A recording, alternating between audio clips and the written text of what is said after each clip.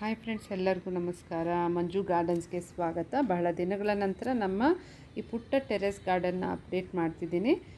ಹೊಸಬ್ರು ದಯವಿಟ್ಟು ಸಬ್ಸ್ಕ್ರೈಬ್ ಮಾಡ್ಕೊಳ್ಳಿ. ನಮ್ಮ ಈ ಚಾನಲಲ್ಲಿ ನಾನು ಟೆರೆಸ್ ಗಾರ್ಡನಲ್ಲೂ ಆರಾಮಾಗಿ ಗಿಡಗಳನ್ನು ಬೆಳೆಸ್ಕೋಬೋದು, ಹೇಗೆ ಮಾಡ್ಕೋತಾ ಇದ್ದೀನಿ ನಾನು ಅನ್ನೋದನ್ನು ಈ ವಿಡಿಯೋಗಳಲ್ಲಿ ಹಾಕ್ತಾ ಇರ್ತೀನಿ. ನಿಮಗೆ ಹೆಲ್ಪ್ಫುಲ್ ಆಗಿರ್ಬೋದು. ಖಂಡಿತ ನೀವು ಈ ವಿಡಿಯೋಸ್ ಎಲ್ಲ ನೋಡಿ ನೀವು ಟ್ರೈ ಮಾಡಿ ಅಂತ ಹೇಳ್ತೀನಿ. ಈಗ ನಾನು ತೋರಿಸ್ತಾ ಇರೋವಂಥದ್ದು ಒಂದು ರೆಕ್ಟ್ಯಾಂಗ್ಯುಲರ್ ಗ್ರೋ ಬ್ಯಾಗಲ್ಲಿ ಒಂದಷ್ಟು ಒಂದು ಬೀಜಗಳು ಹಾಕಿದೆ, ಚಿಕ್ಕಡಿಕಾಯ್ದು ಅದು ಬರ್ತಿದೆ. ಮತ್ತು ಇಲ್ಲಿ ನಾನು ಹೇಳಬೇಕು ಅಂತಂದರೆ ಕುಂಬಳಕಾಯಿ ಗಿಡಗಳು ಮತ್ತು ಬೀನ್ಸ್ದು ಹಾಕಿದ್ದೀನಿ. ಇದೆಲ್ಲ ಹೊಸದಾಗಿ ಹಾಕಿರೋದು, ಚಿಗುರೆಲ್ಲ ಬಂದು ಚೆನ್ನಾಗಿ ಇದು ಬರ್ತಾಯಿದೆ. ಇದಕ್ಕೆ ಕೋಲ್ ಸಹಾಯ ಕೊಟ್ಟು ಈ ಕಂಬಿಗಳಿಗೆ ಹಪ್ಕೊಳ್ಳೋದಕ್ಕೆ ಬಳ್ಳಿಗಳಿಗೆ ಸಪೋರ್ಟ್ ಕೊಟ್ಟರೆ ಆರಾಮಾಗಿ ಬಂದುಬಿಡುತ್ತೆ ಫ್ರೆಂಡ್ಸ್. ಈಗ ನೋಡಿ, ಈ ಕಡೆ ನಾನು ಒಂದಷ್ಟು ಬೆಂಡೆಕಾಯಿ ಮತ್ತು ಒಂದು ಗೋರಿಕಾಯಿ ಅಂತಾರಲ್ಲ ಅದೆಲ್ಲ ಹಾಕಿದ್ದೆ. ನೋಡಿ, ಈ ಥರ ಈ ಹುಲ್ಲು ಬೇಡದೇ ಇರೋ ಈ ಕಳೆಗಳು ಅಂತೀವಲ್ಲ ಅಂಥವೆಲ್ಲ ಇರೋದನ್ನು ನಾವು ಸ್ವಲ್ಪ ನೀರು ಹಾಕಿ ಒದ್ದೆ ಆದಾಗ ಮಣ್ಣು ಹದವಾಗಿರುತ್ತೆ, ಅವಾಗ ತೆಗೆಯೋದು ಒಳ್ಳೆಯದು. ಈಗ ನಾನು ಬಂದಾಗ ನನಗೆ ಕಾಣಿಸಿದ್ದು ನಾನು ತೆಗೆದುಬಿಡ್ತೀನಿ ಬೇಡದೇ ಇರೋ ಗಿಡಗಳೆಲ್ಲ. ಕುಂಬಳಕಾಯಿ ಒಂದೆರಡೆರಡು ಅಲ್ಲೊಂದು ಅಂತ ಇಟ್ಟಿದ್ದೀನಿ. ಪ್ರತಿ ಗ್ರೋ ಬ್ಯಾಗಲ್ಲಿ ಒಂದೊಂದು ಇಟ್ಟಿದ್ದೀನಿ. ನೋಡೋಣ ಒಂದು ಪ್ರಯೋಗಾತ್ಮಕವಾಗಿ ಹೇಗೆ ಬರುತ್ತೋ ಅಂತ. ಇಲ್ಲಿ ಗೋರಿಕಾಯಿ ಗಿಡಗಳು ನೋಡಿ ಪುಟ್ಟದಾಗಿದೆ. ಇಲ್ಲೊಂದಷ್ಟು ಸೇವಂತಿಗೆದು ಹಾಕಿದ್ದೀನಿ, ಅಲ್ಲಿ ಒಂದಷ್ಟು. ಇಲ್ಲಿ ನಮ್ಮ ಪುಟ್ಟ ಒಂದು ಫ್ಲವರ್ ಗಾರ್ಡನ್ ಅಂತ ಹೇಳ್ಬೋದು. ಇದೆಲ್ಲ ಕಾಂಪೋಸ್ಟ್ ಆಗ್ತಿರೋದು. ನಮ್ಮ ಈ ಕರಿಬೇವಲ್ಲಿ ಕಲರ್ಫುಲ್ ಫ್ರೂಟ್ ನೋಡಿ ಎಷ್ಟು ಚೆನ್ನಾಗಿರುತ್ತೆ ಅಂದರೆ, ಟೇಸ್ಟ್ ಮಾಡಿದ್ದೀನಿ ಫ್ರೆಂಡ್ಸ್. ಟೇಸ್ಟ್ ಮಾಡಿದ ಮೇಲೆ ನಾಲ್ಗೆ ಚೆಕ್ ಮಾಡಿದ್ರೆ ಕಲರ್ಫುಲ್ಲಾಗಿರುತ್ತೆ, ತುಂಬ ಚೆನ್ನಾಗಿ ಕಲರ್ ಬಂದಿರುತ್ತೆ ನಾಲ್ಗೆನೂ. ಟೇಸ್ಟು ಒಂಥರ ಡಿಫ್ರೆಂಟು, ಕರಿಬೇವು ಥರನೇ ಫೀಲ್ ಆಗುತ್ತೆ. ಇದು ಒಂದು ನಿಂಬೆಹಣ್ಣು ಒಂದೆರಡು ತಂದಿದ್ದೆ, ಕೃಷಿ ಮೇಳಕ್ಕೆ ಹೋಗಿದ್ದೆ ಅಲ್ವಾ, GKVKಗೆ, ಅಲ್ಲಿಂದ ತಂದಂಥದ್ದು. ತುಂಬ ಚೆನ್ನಾಗಿ ಬರ್ತಿದೆ. ಇನ್ನು ಯಾವಾಗ ಕಾಯಿಗಳು ಬಿಡುತ್ತೋ ನೋಡಬೇಕು. ಇದು ನುಗ್ಗೆಕಾಯಿ ಗಿಡಗಳು ಒಂದೆರಡು ಇದೆ, ಅದನ್ನು ಕಾಪಾಡ್ಕೊಂಡಿದ್ದೀನಿ. ಆಗಾಗ ನನಗೆ ಕಾಯಿ ಬರುತ್ತೆ ಫ್ರೆಂಡ್ಸ್. ಇದು 2 ನಿಂಬೆಹಣ್ಣಲ್ಲಿ ಇನ್ನೊಂದು ನಿಂಬೆಹಣ್ಣು. ಇದು ವೆರೈಟಿ ಒಂದು ಚಿಕ್ಕಡಿಕಾಯಿ, ಸ್ವಲ್ಪ ದೊಡ್ಡ ಗಾತ್ರಕ್ಕೆ ಬರುತ್ತೆ, ಚೆನ್ನಾಗಿರುತ್ತೆ. 2 ವೆರೈಟಿ ಅಥವಾ 3 ವೆರೈಟಿ ನನ್ನ ಹತ್ರ ಇದೆ ಅಂತ ಹೇಳ್ಬೋದು. ಇದು ನೀರು ನಾನು ಹಾಕಿಲ್ಲ, ಪಕ್ಷಿಗಳು ನೋಡಿ ಆಲ್ರೆಡಿ ಕಾಯ್ತಾ ಇದೆ. ಇಲ್ಲಿ ಒಂದಷ್ಟು ಮಣ್ಣು ನಾನು ಎಲ್ಲ ತೆಗೆದು ಹಾಕಿದ್ದೆ, ನಾನೇನು ಬೀಜ ಹಾಕಿಲ್ಲ. ಅದಷ್ಟಕ್ಕದೇ ಸೊಪ್ಪಿನ ಗಿಡಗಳು ಬರ್ತಾಯಿದೆ. ಯಾವಾಗಲೂ ಅಷ್ಟೇ, ಸೊಪ್ಪೆಲ್ಲ ಕಿತ್ತು ನಾವು ಮಣ್ಣೆಲ್ಲ ಮಿಕ್ಸ್ ಮಾಡಿ ಹಾಕಿದರೆ ಅದಷ್ಟಕ್ಕದೇ ಉದುರೋಗಿರುತ್ತಲ್ಲ ಬೀಜ, ಅದು ನೀರು ಹಾಕಿ ಇದು ಮಾಡ್ತಿದ್ರೆ ಸಾಕು, ಅದಷ್ಟಕ್ಕದೇ ಬಂದುಬಿಡುತ್ತೆ. ಇಲ್ಲಿ ನಾನೇನು ತೋರಿಸ್ತಾ ಇದ್ದೀನಿ ಗೊತ್ತಾ ಫ್ರೆಂಡ್ಸ್, 2 ವೆರೈಟಿ ಎಲೆ ಕಾಣ್ತಿದೆ ಅಲ್ವಾ. ಒಂದು ಗೆರೆ ಇದೆ, ಒಂದು ಪ್ಲೇನ್ ಆಗಿದೆ.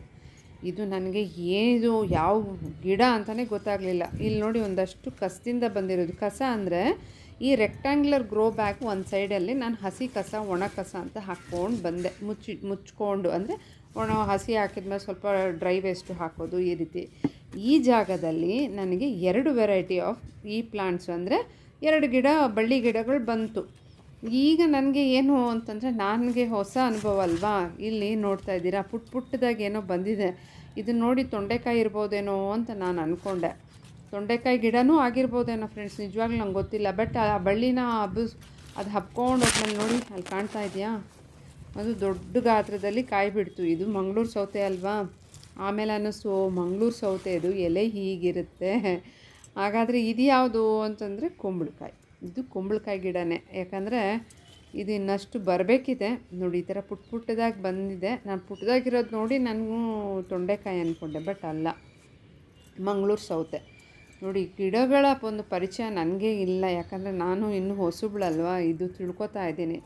ಕುಂಬಳಕಾಯಿದಂತೂ ಇವಾಗ ಒಂದು ಐಡಿಯಾ ಸಿಕ್ಕಿದೆ, ಇದು ಕುಂಬಳಕಾಯೇ, ಹಾಗಾದರೆ ಅದು ಮಂಗಳೂರು ಸೌತೆ. ಅಥವಾ ತೊಂಡೆಕಾಯಿದು ಎಲೆನೂ ಹಾಗೇ ಇರುತ್ತೆ, ಪಕ್ಕದ ಬಿಲ್ಡಿಂಗಲ್ಲೇ ಅವ್ರ ಪಾಟಲ್ಲಿ ಬಂದಿತ್ತು, ಅದು ಆ ಥರನೇ ಇತ್ತು. ನಾನು ಅದೇ ಅಂದ್ಕೊಂಡೆ, ಬಟ್ ಗೊತ್ತಿಲ್ಲ ಫ್ರೆಂಡ್ಸ್. ಇದು ನೋಡಿದ್ರೆ ಮಂಗಳೂರು ಸೌತೆ ಆಗಿ ಕಾಣಿಸ್ತಾ ಇದೆ, ಬಂದಿದೆ. ಕಾಯಿ ಬಂದಿದ ಮೇಲೆ ಇನ್ನು ನಂಬಲೇಬೇಕಲ್ಲ. ಇನ್ನು ಸಪೋಟ, ನೇರಳೆ ಗಿಡ ಇದೆ. ಇಲ್ಲಿ ಬಾರೆಹಣ್ಣು ಅಂತೀವಲ್ಲ ಅದಿದೆ. ಇದು ಹೊಸದಾಗಿ ಇನ್ನೂ ಅಷ್ಟೇ ನೋಡಿ, ಪುಟ್ಟದಾಗಿ ಹೂವು ಬಿಟ್ಟು ಕಾಯಿಗಳು ಫಾರ್ಮ್ ಆಗಿದೆ.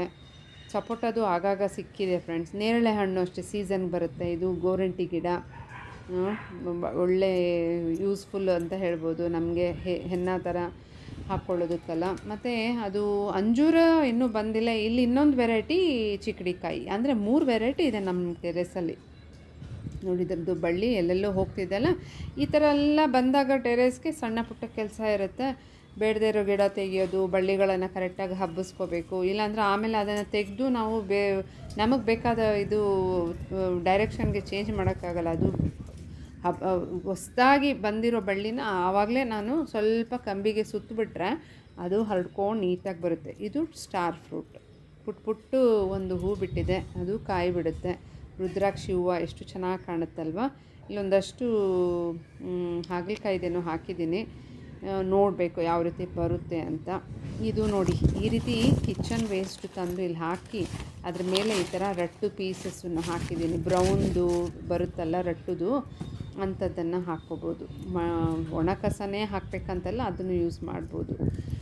ಈಗ ಕೆಲವೊಂದು ನೋಡಿ ಈ ಥರ ಇದು ಗೋಂಗೂರ ಅಂತೀವಲ್ಲ, ಆ ಸೊಪ್ಪು ಅದು ಇದೆ.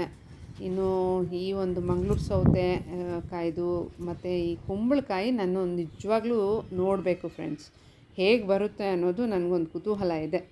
ಇಲ್ಲೊಂದಷ್ಟು ಫ್ಲವರ್ ಗಾರ್ಡನ್ ಥರ ಪುಟ್ಟದಾಗಿ ಒಂದಷ್ಟು ನಾನು ಇಟ್ಟಿದ್ದೀನಿ. ದಾಸವಾಳಗಳ ವೆರೈಟಿ ಇದೆ.